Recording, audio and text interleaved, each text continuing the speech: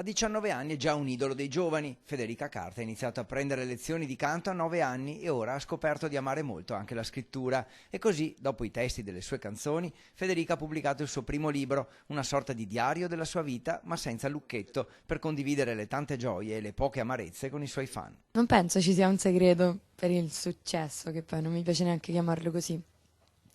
Io punto ad essere sempre me stessa e a mantenere i piedi ben puntati, piantati per terra, quindi forse è questo. E poi canto, studio, canto, mi esercito e scrivo delle canzoni che penso piacciono al pubblico. E così alla Mondadori di Padova Federica ha raccontato il suo libro intitolato Mai così felice e ha spiegato che nonostante il successo, di sacrifici alla sua età ne ha già fatti tanti, ma sempre volentieri.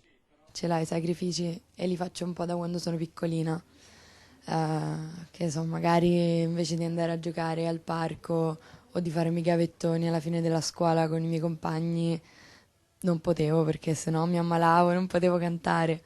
E adesso sono sempre comunque sacrifici che fai col cuore. Cimentarsi con il libro per Federica è stata un'esperienza nuova, unica e stimolante. Questo libro è una cosa molto nuova per me.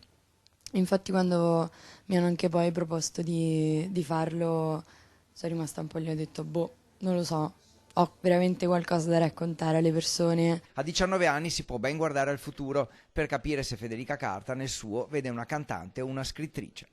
Cantautrice? È una via di mezzo. No, io mi piace scrivere, però mi trovo sicuramente meglio nella scrittura musicale, diciamo. È un modo diverso di parlare anche col pubblico, con le persone.